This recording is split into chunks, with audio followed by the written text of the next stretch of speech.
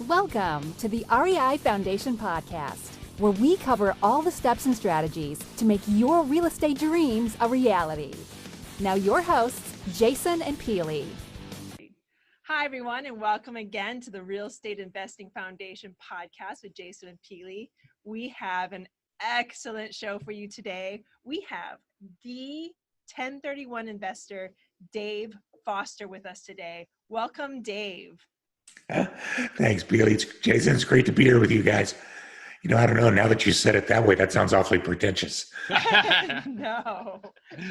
Well, with everything you have going on, so Dave Foster, here's just a few points because we're going to touch on a lot of topics that for you listening out there, if you are delving into any type of investing, there's going to be something you're going to learn today that can benefit you down the road. So Dave is a degreed accountant and a real estate investor with 20 years of experience. He's a qualified intermediary and 1031 exchange expert who specializes in finding tax strategies for buy and hold investors, including those interested in transitioning to syndication, which a lot of our listeners are. And he's lived aboard a sailboat for 10 years and now helps others reach their dreams. So Dave, that's just a little synopsis of what you have going on here. Give us a little more about what you do. Right. Well, of course, anybody who's involved in real estate, right, we're just addicts. So we're investors because we're addicted to it. We love the deal, but specifically for the last 20 years, and it's part of the background of everything, really, I've been a qualified intermediary, which is the title for the people who process 1031 tax-deferred exchanges for others. So that process, which we're going to get into, I think, a little bit as we go, allows investors to sell investment real estate and then using a process, including a qualified intermediary, to purchase other investment real estate. And by doing it that way, they don't have to pay tax that would have been due on the gain or the depreciation recapture. So it's basically a way of eliminating tax that you write the check to the government and allowing you to use that tax for your own portfolio growth. So much like a 401k or an IRA would work in a retirement account, this allows you to build those profits using the deferred tax. So it's an incredibly powerful tool. And that was actually how I got started as an investor, was the discovery of that. So why does the government give us this option? What is the benefit? Well, because we've all got sharp lawyers. You know, originally, the 1031 exchange is actually one of the original parts of the code since like 1920. And originally it was designed because there was our country, if you remember, at that time was in a huge growth mode. Entering the Industrial Revolution, the agricultural scene was still huge and very family owned. And so the reason it existed was to allow farmers or heavy equipment owners and operators to be able to expand when they were what we call cash rich or land rich and cash poor. So they wanted to buy more and more land, but they didn't have cash. So rather than collect the tax, and in many times then not allow these farmers to make these transactions, they allowed farmers and industrial owners to sell their assets, but use all of the proceeds to go buy more. So it was a way of encouraging the agricultural and the industrial sectors so that it was basically an economic boost to them. Well, round about 1970 something, there was a bright guy named Starker that sold a huge chunk of timberland in the Northwest. And instead of taking the money, he left it with the buyers and said, here's the deal. I'm not going to touch the money, but you're going to buy properties for me that I tell you to over the next period of time. Now, he did that over 18 months. And this was a huge deal. There were 18 or 20 properties. Well, the IRS got wind of that and said, well, you can't do that. You sold a piece of property, you pay the tax. And he begged to disagree, and they fought that sucker out in courts for the next 25 years. Wow. And one district court would rule in his favor, the next one would rule against him, and it could all the way to the final Federal Court of Appeals, where around about 1990-ish, they finally agreed that he had done a successful exchange and did no tax on that massive amount of profit. So at that time, the IRS realized that they had to give in. So they created then a statutory set of rules and procedures that simplified the entire process. So now, all of a sudden in 1996, instead of having to swap properties, instead of having it only be available to these huge farmers, it was now available to you and me. And it was as simple as, now I can sell a piece of property, use a qualified intermediary, not touch the money, and within a certain timeline, go in, buy a new property, and defer paying the tax. Amazing. So it's decades of attorney bills that you and I get to benefit from now. Love it.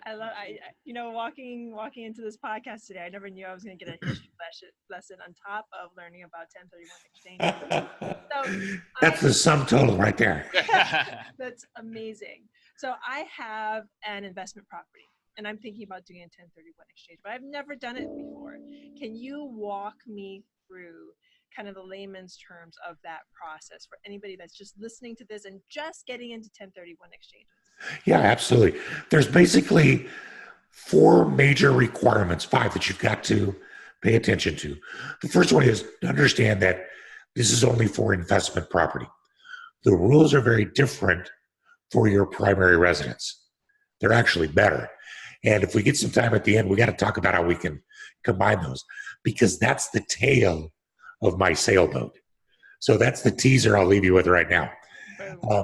So first of all, it's investment real estate. Secondly, you must use a qualified intermediary who's going to do 3 things. They're going to document the exchange.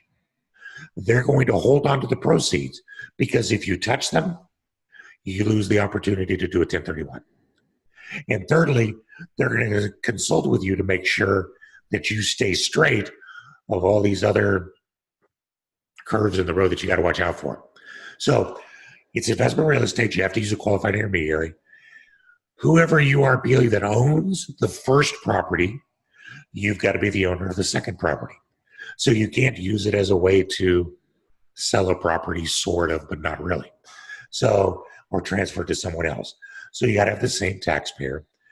And next to last, you've got to, there's a couple timing requirements that are very critical. From the day you close the sale of your old property, you have 45 days to create a list of potential replacements. Remember that guy Starker took like 2 years? Well, the IRS did not like that. So now they give you 45 days to identify your potential replacements. Remember, we said they have to let us do it. They don't have to like it. And they don't.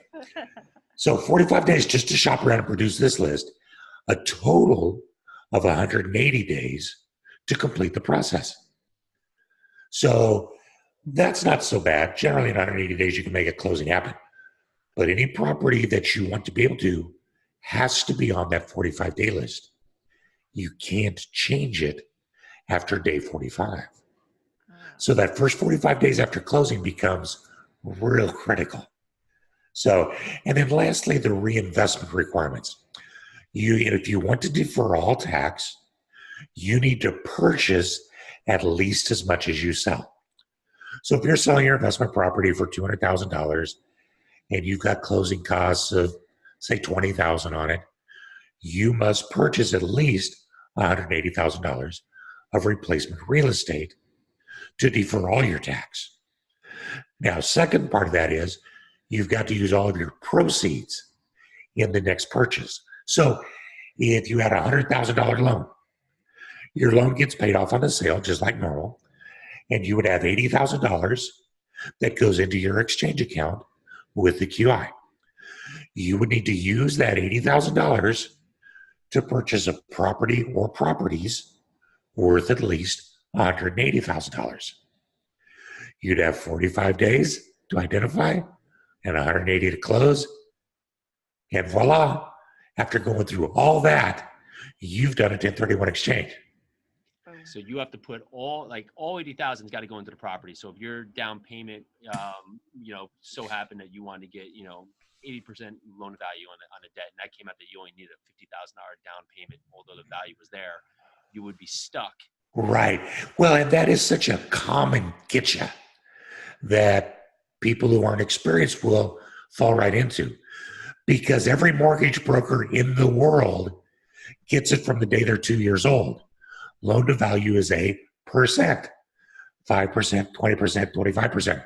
Well, it doesn't have to be that way, but that's just how they're used to thinking about it.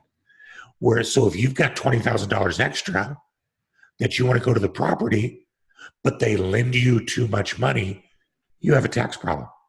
Yeah. So the answer is, tell the mortgage company, I'm putting this much money down. And if that equals 28%, instead of 25, they all have calculators. They can use them. So let me ask a question about this, and I don't want to get too far into the weeds, but say you do that, right? You put 50% down because that's what you had available, right? So that's going to cover your $100,000 or $80,000 is going to be Sure. 50% of the loan, right? So you get in there and maybe you do whatever work you're going to do, and then you go in there and refi and cash out within 6 to 9 or 12 months. Is there any restrictions if someone said, okay, I'm going to refi and cash out, but that's going to pull out some of the money I just put in? Do I have to now roll that money somewhere else, or can I now take that money out? No, not at all. And actually, you just hit on one of the greatest strategies that are available to the buy and hold investor who's using 1031 exchanges, because refinances aren't an access of profit at all. Now, if you refi a property right before you sell it, the IRS looks at that as a way of, you're skirting the rules, buddy. Yep. And they will routinely disallow your exchange because they say you're accessing profit. But when you do a 1031 exchange, sell a property, buy a property where the lease is the same, no matter what you put down, and then after the fact, do a cash out refinance, you're no longer taking profit. What you're doing is accessing equity by borrowing money. That's debt. So it's not taxable. So think about that from a perspective of how you can start to leverage your career. You keep all your tax dollars safe and deferred, but you're periodically generating dumps of tax-free cash through the refinances that you can use to buy other property, invest in other sectors, do anything you want to with, while your other properties remain tax deferred. It's an incredible strategy. I love that. And that actually touched on a part. Let's touch on just like for like, right? So if we go to the point of doing a 1031 exchange, what are restrictions on maybe assets we can go into? Oh, yeah. Well, Pili, what kind of investment property do you have? We have large multifamily in Kentucky. Okay.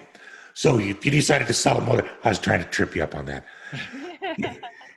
You were being that theoretical investor. Uh-huh. I have a beachfront Maui condo. There you go. Yeah. It's gonna happen. There you go. That'll be, well, and here's how it can happen. You sell a multifamily in Kentucky, you can use the proceeds in a 1031 to buy a rental condo in Maui.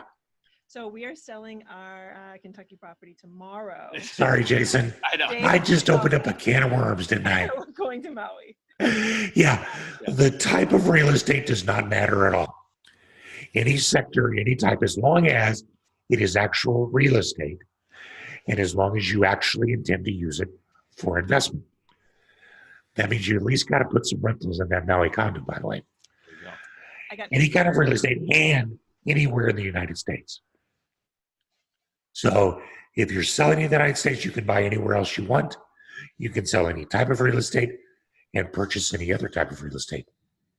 So It's as easy as if I that. was buying a duplex or I'm selling a duplex and I wanted to roll those funds, I could roll that into a gas station, that cash flow? Absolutely. As long as you were buying the actual gas station and the land. Now, up until 2018, You could also exchange personal property. And there's a lot of investors out there that actually knew that and still remember that. If you're selling a mixed use property or a mixed asset property, like a gas station or a restaurant, it has real estate, which is the land in the building, and then it also has other stuff. We call that FF&E, furnishings, fixtures, and equipment. In the past, you could have exchanged the FF&E for other FF&E, but Congress eliminated that in 2018. But you can still exchange the land and building of a gas station for a multifamily building, or sell a multifamily building and exchange that for single family, or sell a single family rental and exchange it for raw land. As long as it's investment real estate, it all qualifies as like kind. So I do want to transition into syndication and a couple questions about that. Before I do, I had a thought. If someone was living in a house as their primary residence and then moved and rented that house out for whatever standpoint of time, would they have the availability to 1031 of that, or does that put that in a gray area? You keep wanting the icing on the cake before the end of the show, my friend. Yeah. Let's just talk real quick about what the primary residence requirements are. Have you ever done that with your listeners? Go for it. No, I mean, not in this depth. I don't think so. No. Okay. Because this is like the greatest gift you'll ever get. If you live in a property that you own for 2 out of the 5 years prior to sale, then you can exempt as a single person the first $250,000 of profit and take that tax-free. If you're married, you get to take the first $500,000 of profit tax-free. And you can do that once every 2 years. So there's literally a whole generation of homeowners that could be making tons of tax-free money, and all they have to do is move once in a while. Now, you think about that, there's a lot of studies out there that show that the average home ownership for someone to live in a house is around 5 years. That means that over the course of 30 or 40 years, you're going to have the opportunity to do 6 to 8 or 10 of these things just by not changing anything you do. Simply buy a house, move into it, take care of it, sell it, the profit's tax-free. And you can do anything you want with the money. So let's honor your syndication folks right here and say, what's the easiest thing you could do to invest in syndications? Sell the house you're living in, go buy another house with a down payment, and invest the profit in a syndication. Oh my gosh, it's the best, and nothing's taxable. Now, here's how that would dovetail with the 1031. That person that moves out of their house, but they may be not ready to sell. They may not be sure they want to keep it as a rental or not. Or it may be in a booming area of appreciation. And they decide, I'd kind of like to hold on to this for a while longer because the appreciation is so awesome.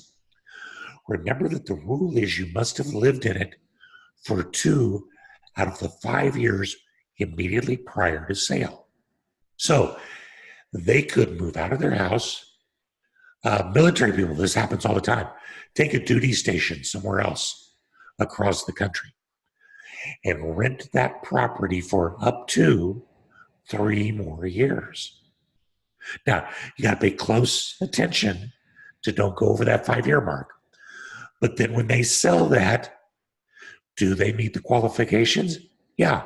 They lived in it for 2 years, then they rented it for 3, but they can still document that they rented it, that they lived in it for 2 out of the 5 years prior to sale. They would get the entire exemption. So that's actually how you can convert a property from primary to investment and yet still take advantage of both. You don't even have to 1031 at that point.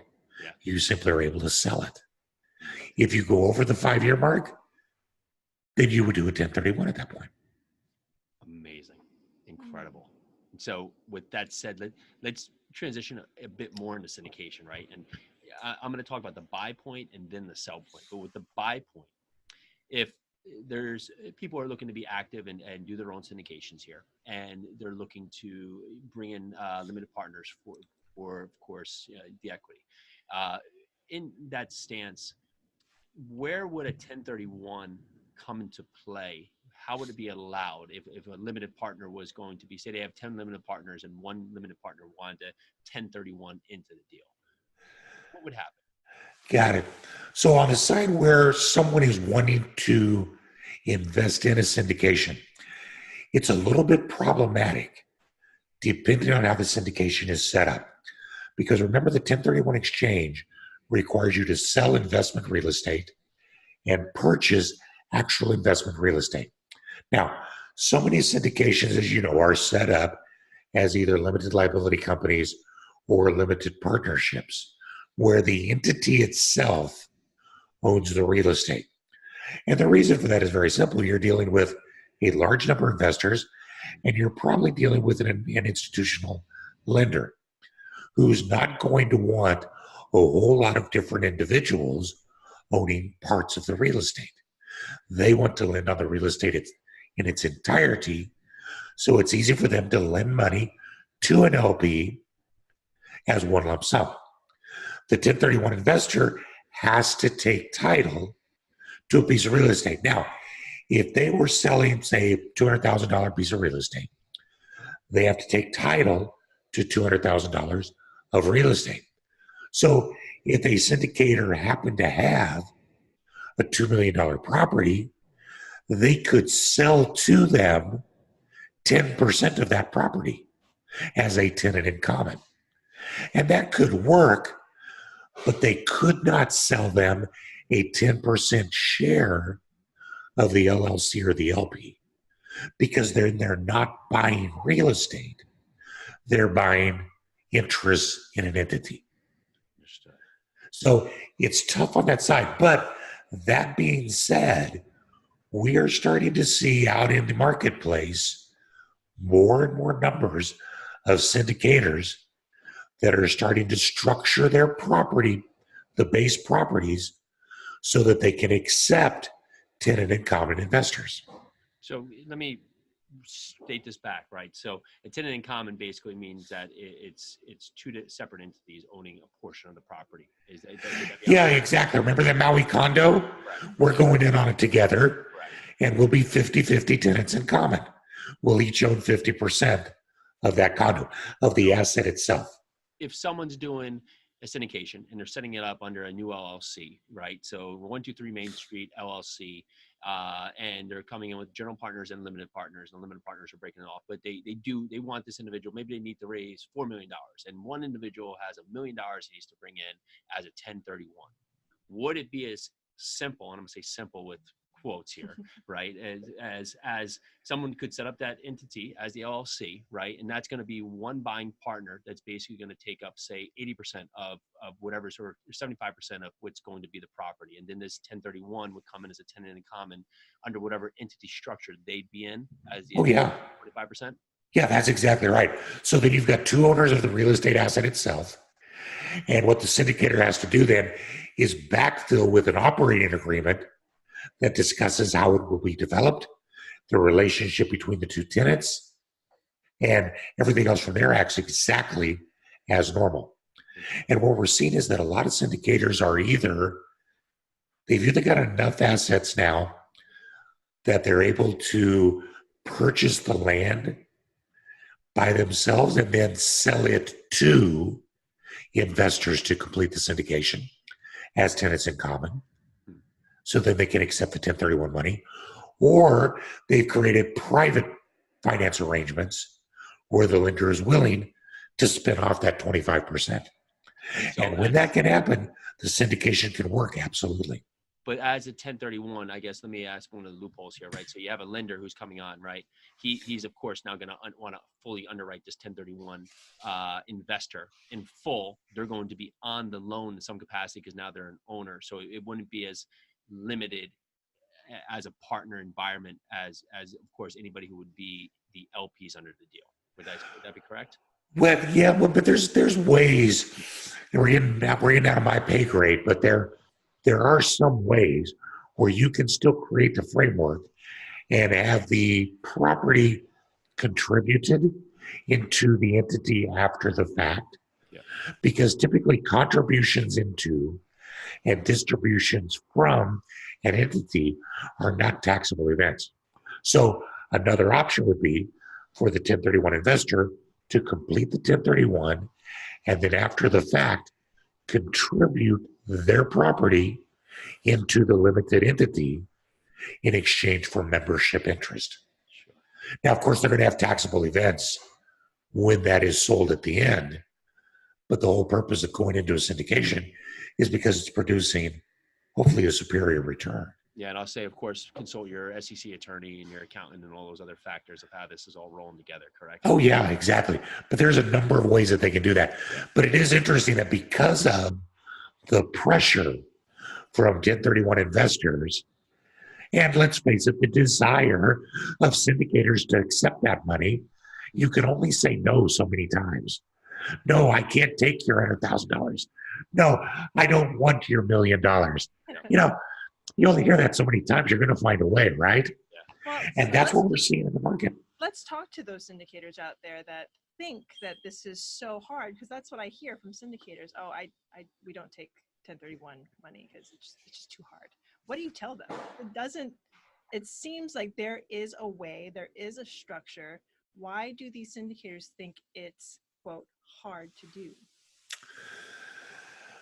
I would imagine that there's quite a bit of expense and there's quite a bit of in-depth knowledge that's going to be needed by the attorneys setting up their syndications. And there's always we've always done it this way kind of, Sure. Mode that's out there. Well, it's always been done this way. It's the few that go onto that, what we used to call it, not just the cutting edge, but the bleeding edge. It's those few that go out there and challenge it. And then before long, it becomes mainstream. But syndication itself is not a magical thing. We've been syndicating since the Stone Age. It was two cavemen sharing an axe. That was a syndication of two. You own a racehorse with 15 other people. It's a syndication. If you buy a multifamily building that's value add as a limited partnership and create a scenario with a syndicator and an operator, all of a sudden it becomes a mystical thing. It's still just a group of people getting together. And trust me, wherever groups of people want to get together and do something, there's an attorney willing to take money to tell them how. Yeah. Well, I guess from my standpoint, right, we haven't, for our syndications, had anyone 1031 into it. But from my point, with the additional layers, of course, of resources needed and documents needed, it would have to make sense for a portion of the equity, not just a minimum investment, just because I would have to look at my ease of raise, right? If I had other people that would be willing to do this, that would not 1031 exchange and would not incur the additional layers, of course, that option would just make more sense. But if someone's going to come and bring half, the whole equity, well, it's for each operator to really judge what their level or threshold is for what they would want to take. Well, that's exactly right. Yeah, and it all becomes down what's worth it to you. If mom and dad are offering you $100,000 on a $10 million syndication, it's like, it's hard to make it worth your while. Yeah. But there are, let's take this a step further though. Let's talk about some other options that those people might have. And we started to talk about this a few minutes ago. And that is, well, at the very beginning, we were just chatting. Remember, I was talking about everybody's kind of picking lanes, and that's the lane you get on for your investing career. Well, if you're a 1031 investor, what we've just been talking about is basically telling people that it's a little tougher than you think to just switch lanes and get into syndication mode. But to stay in your 1031 exchange lane, there are still some ways that you can invest in syndications. And we just hinted at the first one a few minutes ago. And that is to stay with your 1031s. Keep the tax deferral. What are you going to do when you buy that new property? And you've got all this built up gain that's in it in equity, access that through a refinance. Take the refinance, go syndicate to your heart's content. That's awesome. And you just created a path. Now you're actually driving in 2 lanes, which my grandma used to do quite often, but never on purpose. I do it all the time. That's right. So we're coming up on time, and thank you so much. This has been awesome. But I have one other aspect, right? So we talked about the buy, but something that's going to be super important for a lot of listeners here is the sell. If you have a syndication where you have, of course, the general partners and the limited partners, and at the sale, maybe they've had a great reposition and they forced appreciation, and now they have $500,000 in equity in, and at the end it's going to have $5 million of equity coming out, right? They've done a great job with their syndication. What would be the options for a 1031 exchange? Would it be as a whole, or could general partners and limited partners buy their ownership, divide up, and use it separately, where some could 1031 exchange and others could not? Yeah, that's a great question. It's all going to depend on how that has been set up. Now, remember at the very beginning, Peter, when we were talking about selling your asset, we said that the taxpayer for the old property has to be the same as the taxpayer for the new property. So how is that asset owned? If it's actually owned by the limited partnership, then absolutely, the limited partnership could sell and do its own 1031. And that's an awesome tack. Now, every investor would have to go along with that, or you'd have to buy them out. But that happens quite frequently. They get bought out, they pay the tax, but the entity itself has an asset lined up they'd like to purchase. And so they could get complete tax deferral for the entity by doing that. Now, if that property has stayed set up, remember we had that 1031 investor who was coming in as a tenant in common. If they happen to still be a tenant in common, then when that property sells, they could take their percent of that sale and do their own 1031. And that's one of the things that's kind of intriguing to people.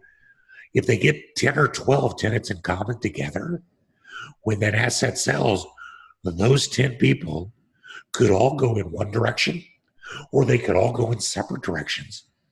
But because they each own a percentage of the real estate itself, they could each do their own 1031. Amazing. So if it's set up, strictly as an LLC where you have general partners and limited partners, it would have to be an all or nothing scenario where unless you buy them out. But if it is a tenant in common with the other structure, that in common that now holds their ownership could make their own choice of where to go. Awesome. Yep, exactly. Well, so before we let you go, I want to talk about, and we talked about this a little bit before we hopped on. Let's talk about defensive investing. Yeah. So that's a topic that's kind of starting to get attractive to people because we're all sensing, right? This market has had an awesome run and no market lasts forever. I know I'm guilty of being the eternal optimist. I never think they're going to end, but they always end. It's how it goes. Usually there's an amazing statistic that's out there that compares the returns between regular stock equities, real estate that is leveraged more than 50%, and real estate that is leveraged less than 50%.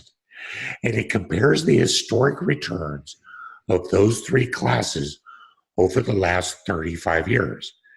Now, that takes us through several ups and downs, as well as the really dark days of 2008. So, and what they found was that the highest performing class of them all was real estate owned with less than a 50% leverage. Now, you can dive into that and come up with all sorts of reasons why that would be. But what it says is that there is the general consensus that you can come up with is that there is a huge safety and strength factor in a portfolio where leverage is low or where there is a separation of debt and cash.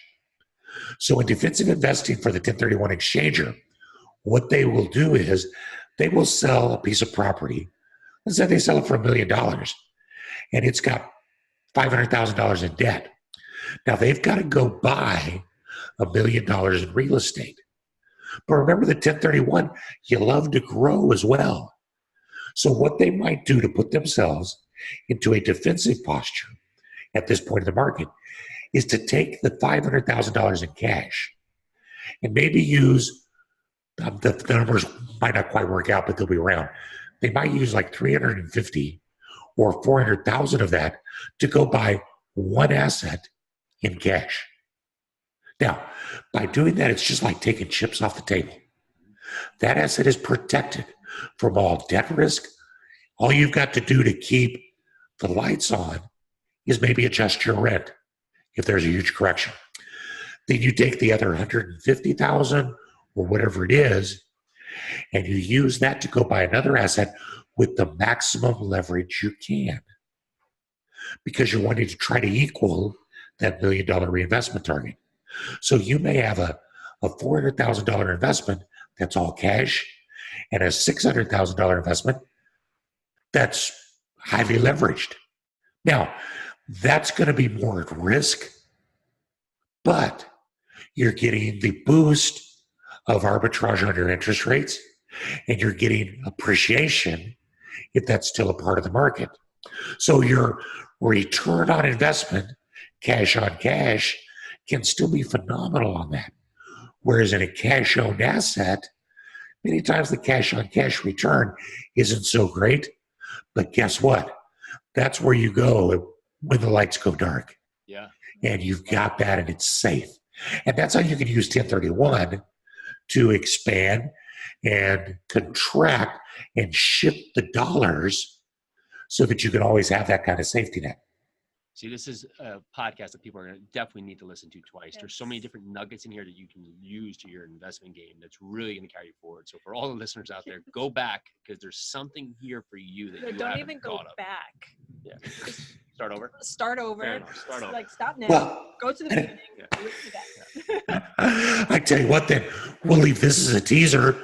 I'll come back, and when I come back next time, we're going to talk about how you combine the 121, the 1031, and a sailboat to live on. How's that sound? That would be great. That's going to be a great follow-up for another one, because this was fantastic. Thank you. Sailboat in Maui. So Dave.